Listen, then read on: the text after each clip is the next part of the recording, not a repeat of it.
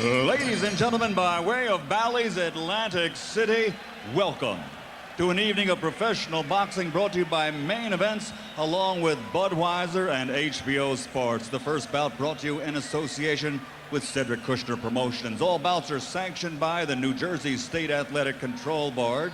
The three judges at ringside for this first bout will be Pierre Benoist, Hilton Whitaker, and Luis Rivera. And when the bell rings, your referee in charge of the action, Benji Estevez. And now, ladies and gentlemen, from Atlantic City, New Jersey, 10 rounds of boxing. This is in the heavyweight division. Introducing first, fighting out of the blue corner, wearing red trimmed with black, he officially weighs 218 pounds. A perfect professional record consisting of 21 bouts, 21 victories, including 16 knockouts. From Hot Springs, Arkansas, here is the undefeated Dominic Southern Disaster Guinn. And his opponent across the ring, fighting out of the red corner, wearing white, trimmed with black, he officially weighed in at 254 pounds. As a professional, an excellent record consisting of 38 victories, including 29 knockouts, with only 2 defeats. From Norristown, Pennsylvania, ladies and gentlemen, Michael Grant.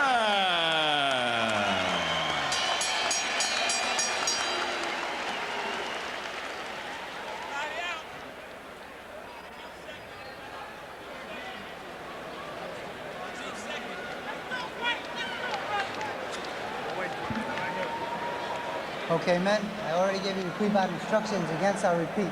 Protect yourself at all times. Obey my commands at all times. Teddy, trunks a little. This is it right here, the cutoff, okay? It's a little high right here. You got it? We're all straight with that? There's the belly button here. We're all straight there, right? Touch up. Good luck to both of you. On the way up, Michael Grant fought trial horses like Al Cole and David Izon and Obed Sullivan. From Gwynn's point of view, he is the trial horse now. Both of them see this as a step-up fight. For Grant, a step up from his recent competition. For Guinn, a step up from any competition. Dominic Guinn acknowledged that he would try to do what virtually every opponent tries to do against Michael Grant now. Run across the ring and land something big early. The idea is to try to get Grant into the negative frame of mind that comes with being hit by big punches. Well, I think Gwynn's experience that he's had in the amateur may be a big factor in the fight. Even though he's a much smaller guy, seemingly he's intending to put a lot of fast pressure on Grant. Grant's a big guy, but usually big guys are not that coordinated when you get inside a certain distance. At 6 feet 7 inches tall, Grant is expected to try to dominate from the outside with his jab. Teddy Atlas insists that he's getting better all the time at fighting on the inside, too.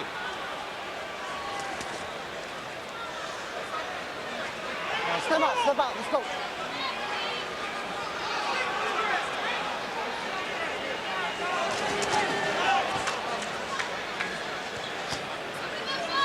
We're working at it.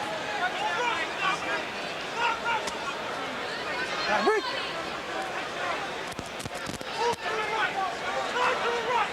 In our meetings with both fighters yesterday, Dominic Guinn exceptionally calm. Step out of there. Nice A guy and with clean. an Let's go. extremely even disposition. The only time during the conversation he got excited was when talking about an incident as a teenager in which he was shot in the leg and his arrest for illegal ownership of guns. He had a very brief reform school, or prison stint, I should say, as the result of that. And he lands a left hook here that knocks Grant back into the corner. Grant is very, very uncoordinated once you get in close to him. And seemingly such a relaxed guy. He just doesn't seem to have the fire. And Guinn lands a right hand, and Grant wobbles against the ropes. Grant trying to duck and slip. Well, Grant is taking these punches well, but he's taking too many of them this early in the fight. It doesn't look good for him. not only is he getting hit a lot, but his coordination is just entirely too slow. And he doesn't seem to have that spiritual, competitive spirit that seems to be necessary for him to be a top fighter. When Michael Grant was on his way to that title shot against Lennox Lewis, he did show in several of his fights unusual athletic skills for a man so big. They seem to have vanished the moment Lennox hit him on the chin. Emmanuel, is that all about confidence? I think it just his mental makeup to me has never been that of a big-time fighter. He seems to be too passive. Well, Teddy Alpha says, we don't want you to be a passenger. We want you to drive the car. And that's another way of saying what you just said, Emmanuel. Yes.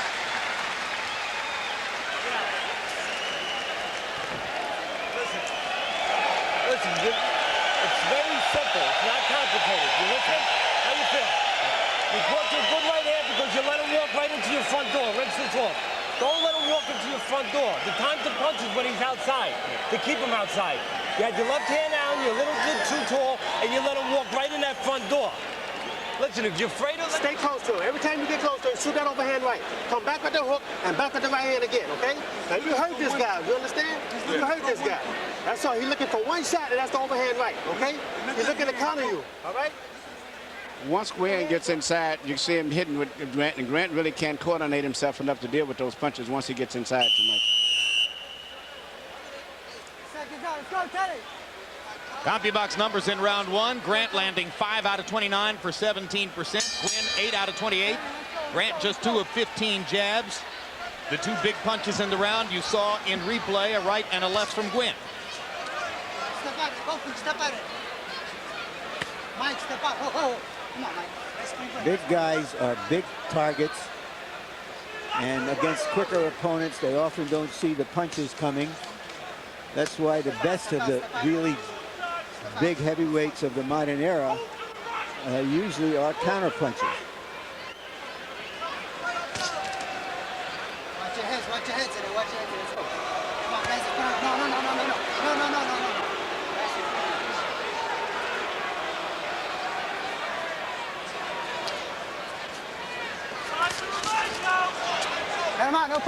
No punching. Well, you heard Teddy Atlas advising Grant that he had to be more engaged, more alert. Can't allow Guinn to simply walk in the front door, as he said. Grant can't seem to initiate. He can't seem to start things off and try to put the other fighter on the defensive. No, and he's fighting such a basic fight. He basically tries to throw a jab and then maybe throw a right hand. But outside of that, he hasn't really put too many other punches together. Threw a couple of nice lefts on the inside, one to the head and one to the body. But so many things he should be doing with his jab. Let him go, nice and clean. Crowd begins to boo. Grant from nearby Norristown, Pennsylvania, might have hoped to have something of a home court advantage against Guinn. If Grant would just even be physical, be a lot more physical and use his strength a lot, he could maybe exert more control over the fight and take an advantage. But at this stage, he throws 1 or 2 punches. And when he goes into a clinch, he starts looking out in the crowd. He's looking at his corner. Seems to lose his focus often once he gets inside.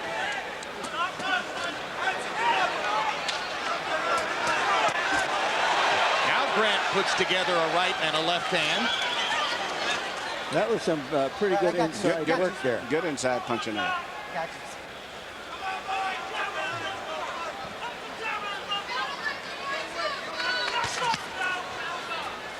Since falling to Jameel McCline nearly 2 years ago, Grant has won 7 consecutive fights, but as I mentioned, against very nondescript opposition. This, the biggest showcase since the loss to McCline. Grant is one of the biggest heavyweights in boxing, and he's boxing one of the smaller heavyweights in boxing. If he would just be a lot more physical, I think, and have a more aggressive attitude, he could easily win this fight. 5 seconds. Second round coming to a close. Michael Grant, diffident through the first 2 rounds against Dominic Guinn, but better in the second than in the first. So now listen now. Now listen, he caught you in that first round. You got through that. You're together now, am I right? You're all together.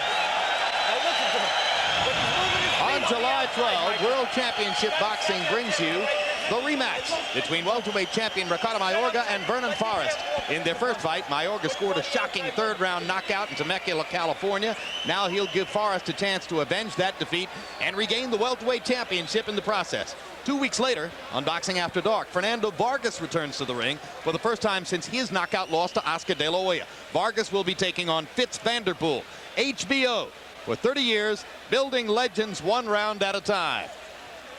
At ringside tonight, Lennox Lewis, having come in from his training camp in the Poconos after getting word yesterday that Kirk Johnson was out of their June 21 fight with a torn muscle. Lewis here as part of an effort to do some business and perhaps put June 21 back together. We'll be talking to him live between fights. Break, I got this. CompuBox numbers for 2 rounds sound like the numbers for 1 round. Grant 12 out of 57, Guinn 11 out of 51. Grant just landed a solid left hook to the chest of Guinn. Come on, hands are free, working it.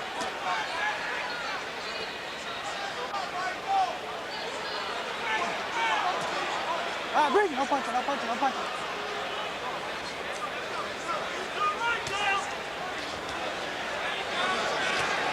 If Michael keeps working that jab like that, he'll land his right hand. And he just did. Yep, if he keeps working his jab, get him out there preoccupied with the jab, he'll land the right hand. Those 15 seconds were like a textbook of what Grant should try to do offensively. Work behind the jab and bring the right hand behind it. Work behind the jab, and at this stage, Guinn seems to have lost his momentum.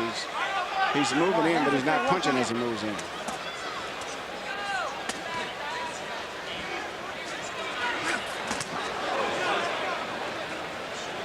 Guinn misses a right hand, and Grant lands an uppercut in return. Not a big one, just putting leather on him.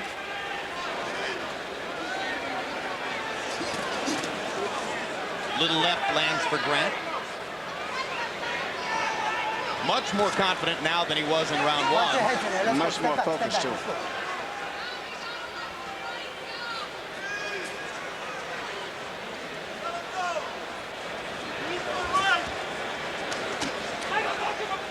Guinn walking into a little left as he came in.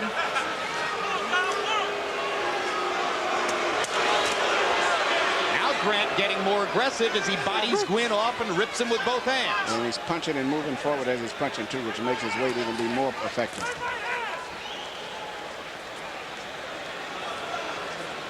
Hands are free, working it.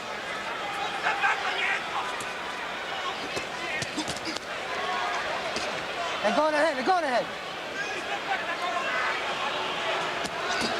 Nearly full house in Boardwalk Hall. And Grant goes down on a little left inside.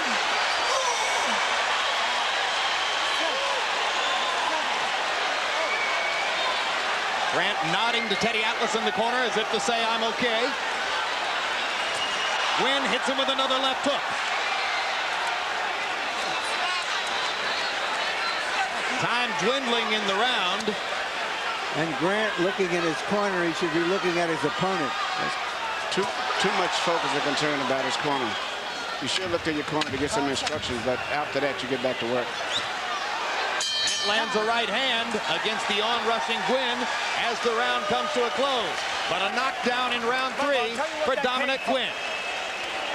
If you start fighting back now, if you survive what you survive, he's young. He's never been in these situations. You have. He will start to be discouraged. Go ahead, Doc. Look at him. He will start to be discouraged. But listen to me. Michael, listen to me. The reason that happened, he's fine. The reason that happened on the inside is because you dropped your right hand for the right uppercut and you hit your left hook. You keep going. Give me a deep breath. Pressure on him, he's going to fold. You got to keep the pressure on him. Listen. You got this, man. You jump on top. Just as it seemed that Guinn had lost some steam and some confidence, he throws that left hook inside. Tremendous left hook. Short left hook. Kind of reminded me of Joe Frazier's shot when he caught Ali with, only he was a little closer. The harder they fall. All but a blind shot. I'm not even sure Guinn could see the target. I think his vision of the target was blocked. The instructions that Teddy Atlas gave to Michael Grant was perfect. He told him just be more assertive, apply yourself a lot more, and you'll win the fight because this guy doesn't have the experience. Harold, how do you have it through 3? attention. 29-27, 2 rounds to 1. Dominic Guinn. You know, he wins the first round easy. Michael Grant comes out, looks like he's going to really do well in the second round. And then we said a third round knockdown, and here it goes again. Yep. Short punch. And Guinn getting another shot at Grant as he came off the ropes before going down. Guinn's hands are just so much faster than Grant's. It's as if Michael can't defend himself on the inside. And what Guinn is doing is very smart. He gets very close, and where Michael is in that coordinator, and then he comes up with the short punches there. Because once Guinn gets close, all Michael does is start reaching. Now they both go down, but this will be another knockdown for Guinn as Grant was going down at the end of a punch. Now, wobbly Michael Grant has been down twice in the 4th round, 3 times in the fight, and still 2 minutes to go in the round. And he's not, to me, that seriously hurt even. He's just like a big kid. He just doesn't have that strong competitive attitude to be a top-notch athlete. To say that he has a glass chin is almost an insult to glass. I mean, he was down twice to Galata. I don't remember how many times to Lewis. There is no 3 knockdown rule in effect, so it's conceivable that Guinn could knock Grant down again here, and Grant might still be allowed to continue in the fight. Conceivable. Doesn't seem likely to me.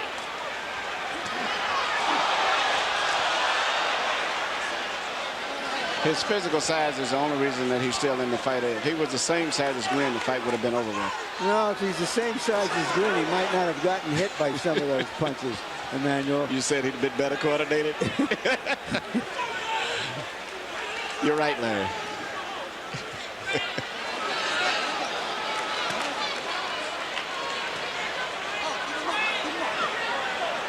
On the back of Guinn's legs are tattoos that say Southern Disaster. That's what he calls himself.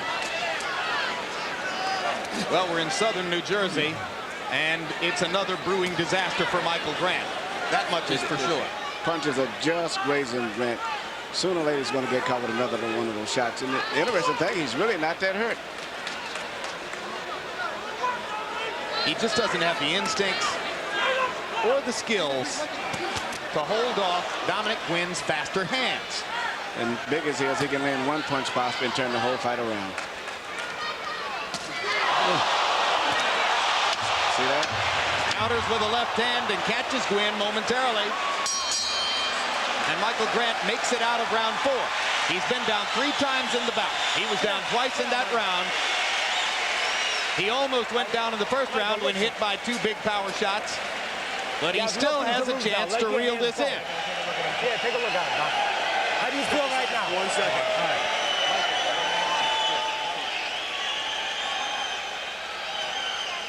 Dominic Guinn, like most of the new heavyweights we see around, came into this fight looking more like a suspect than a prospect.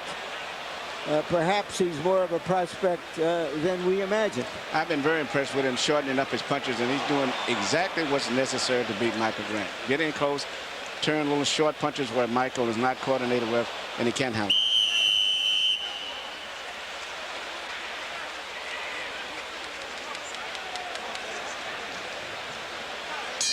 In round 4, CompuBox counted Guinn landing 13 of 25 power shots. Grant can't afford to let Guinn land at that rate. In order to turn this around, and you see how Harold Letterman scored the last round 10-7, Grant has to go back to being first and working behind his jab. But he's not first. No. Most of the time, he's just waiting for Guinn to attack him. His trainer told him what to do, but I don't think he's capable of doing that. It's just not his nature. He bodies Guinn off and gets in an uppercut and a little left hook. Guinn ripping with the left hook. Trying to catch Grant again on the chin.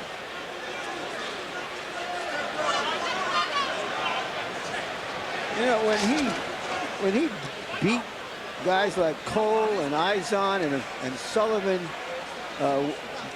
badly, and then when he came back against Galata, I mean, he showed some stuff there against that level of competition. We don't see that anymore. No, I think after the fight with Lennox Blue, it seemed like everything left.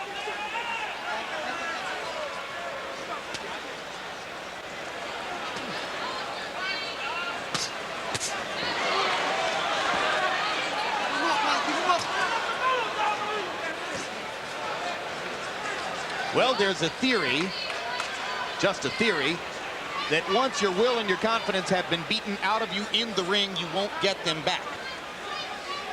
So maybe the effort to rehabilitate Michael Grant is a non-starter from the get-go. That's the punch I've been waiting all night to see Guinn do. I think he could easily hit Grant, even was bigger, with just a simple jab. Well, certainly Grant has no head movement. There's no reason not to jab him. No.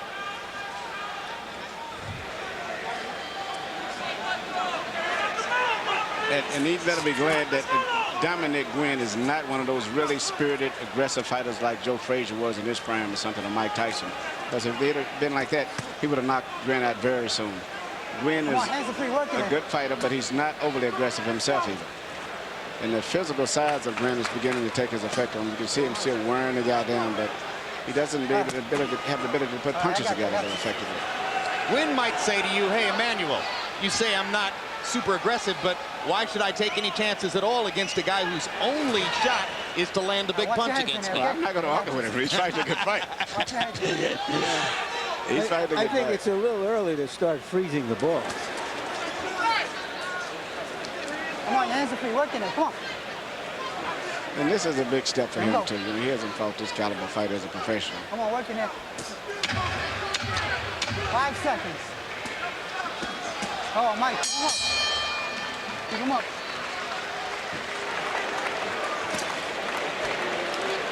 We're halfway through a scheduled 10 rounds. I'm trying to be fucking patient with you. You understand me? Now I'm fucking sick and tired of this shit.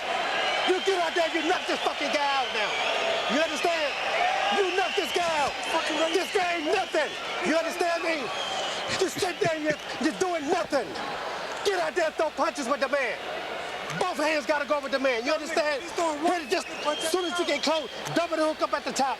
Come with the overhand. People saw you fall the last time on this network. They saw you fall. They saw that. And you picked yourself up to your credit and got back here. Now they're waiting to see if you're going to rise. They're waiting to see if you're going to rise. Special people rise. He's giving you a chance to rise, kid. I'm not lying to you. He's giving you a chance to rise. When he's moving his feet on the outside, move that jab and hit him shots. Hit him shots when he's outside. And then when he tries to fall in, time him a shot coming in. This should be a very interesting round. You know, the last time a trainer went nuts on a fighter like that, telling him to go ahead and knock the opponent out, Ronnie Shields was on the opposite side of the ring, and the trainer was Emmanuel Stewart. I think he's borrowing your act, Emmanuel. I think he saw the tapes of Lewis Tyson. No comment. Through 5 rounds, Michael Grant has thrown 41 jabs. Once, in a 10-round fight against Ray Annis back in 1996, he threw 42 jabs in 10 rounds. 54 jabs around. That was a CompuBox record. That was the way Michael Grant was supposed to fight to take advantage of this big frame. There you go.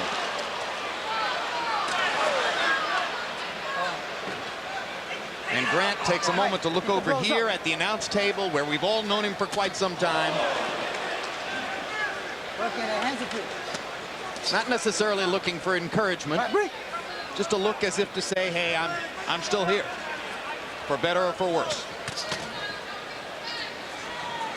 Well, Guinn certainly isn't following his corner's feverish advice. Lennox didn't exactly go hot-footed into the ring after Manny screamed at him either.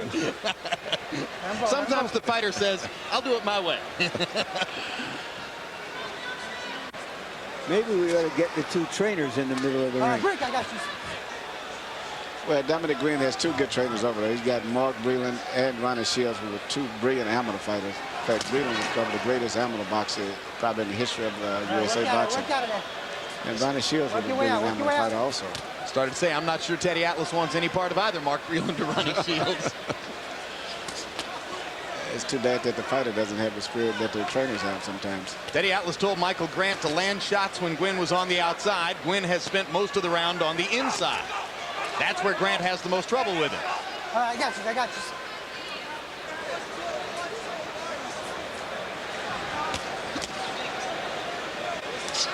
Let him go. Let him go in there.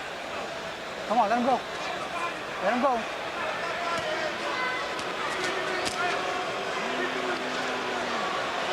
All right, I got you. Step back, okay.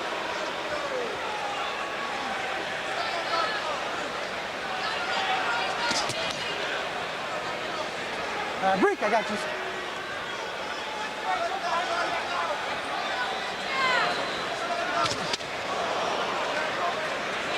Guinn said he got into boxing because he got tired of the depression and boredom of living in a desperately poor, crime-ridden housing project in Hot Springs, Arkansas. His amateur boxing career was like a gift to his life because it took him around the world, showed him places he would otherwise have never seen. It's one of the reasons he loves boxing. The other is that he doesn't have to depend on teammates. And he just lost that round in my A judgment. fairly good round for Michael Grant. I swear to God, I'll stop this fight. If you don't get out there and you don't throw no punches, all you have to do, the man is a dead man. And just sit there, you're going to mess around and get hit with something. You understand? You know why? Because you're not taking care of your business. This is your step-up fight, and what you doing? Come on now, move your hands. Move your hands. Just let your hands go on the inside. Just let your hands go. Start at the bottom and work your way up top. Yeah, until he does something to me. You're waiting for the move to come in. How about we do something to him? Yes, sir. How about we do something to him? Yes, sir. Let's go. Yes, sir. Come on, kid. Come on. Come on. Come on. Yes, sir. Now listen, he's on the outside. Let the jab go in the right hand, go right behind, but let it go with bad intentions. When he's on the outside. And inside, he doesn't want to work. Just don't give him an opening for that left hook by dropping your right uppercut. Keep it tight, but let him go hard. Come on, you're okay. CompuBox numbers through 6 rounds. Grant 45 out of 181. Guinn 49 out of 137. The 137, not many. That's why Ronnie Shields is yelling at Guinn and saying, throw more punches. Harold, how do you have it through 6? Okay, Jim. I got it 4 rounds to 2. 58-53, dominant Guinn. Jim, round 4, he scores 2 knockdowns. He gets a 10-7 round. I mean, 1 point is 10-9. 1 point for 1 knockdown is 10-8. 2 points for 2 knockdowns is 10-7. So Dominic Guinn with a big point lead. Michael Grant, I thought, won round 6, round 1-2, because Dominic Guinn got inside and didn't do a heck of a lot. Other than that, it's all Guinn. Rick, no punches. You may have heard Ronnie Shields say that Grant is, quote, a dead man. He's even borrowing your language, Emmanuel. Even borrowing your key phrase. Who did you borrow it from, Emmanuel? No, that was original, Larry. Little left hook inside for Guinn. Grant trying the 1-2. But I think that Grant won that last round simply because Guinn is, not busy enough. I wonder if Grant knows that he won the last round. Harold Letterman had him winning the round 2. I wonder if Grant has enough confidence in him to even realize that he's won a round.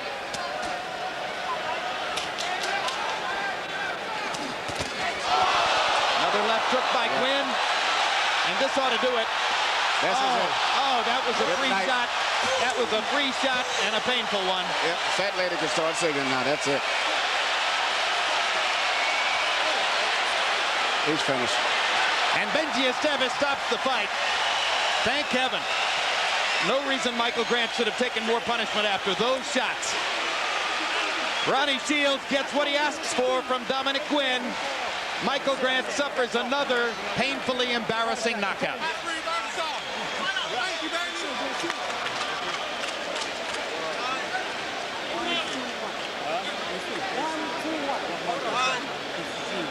Well, you heard Teddy Atlas asking Grant not to drop his right hand and allow Guinn to land the inside left hook. Every time he gets in close, he drops his right hand. And Guinn, every one of the knockdowns was in close range. Thank you. I asked Mark Breland as he was leaving the room yesterday, what is Guinn's signature punch? And he held up the left hand and said left hook. The left hook matched perfectly with Grant's deficiencies tonight. Oh, it just doesn't seem to have it to be a big-time fight. Here comes the free shot. This one will be painful to watch. Some fighters just never recover from a first big defeat. And Michael Grant was one of them.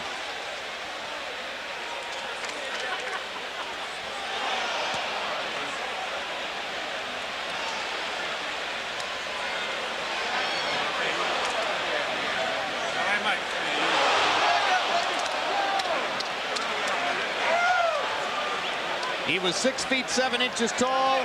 He was immaculately built. He had proven athletic talent in other sports. Richard Steele took one look and said, this guy ought to be a heavyweight fighter. But fighters have to want to fight. Yeah, there's a lot more than that. You can just find a guy say, you're big, you're strong, you're the new champion of the world. It's the inside makeup of the athletes is what really make champions anyway. And I've never felt that Michael Guinn had the internal strength and toughness and ego to some degree, which is necessary to be a champion. Well, he's more of an athlete. And this isn't a game, as they say. And with that, Dominic Guinn has his 22nd victory, his 17th knockout. We've been talking about it. And he introduces himself never been the same. contender status in the heavyweight division. Let's go to Michael Buffer for the particulars on the knockout. Ladies and gentlemen, referee Benji Estevez calls a halt to the bout. The official time, 1 minute, 21 seconds of round number 7. The winner by knockout victory. His record now, 22 victories, 17 KOs. He is still the undefeated Dominic, the Southern Disaster Guinn.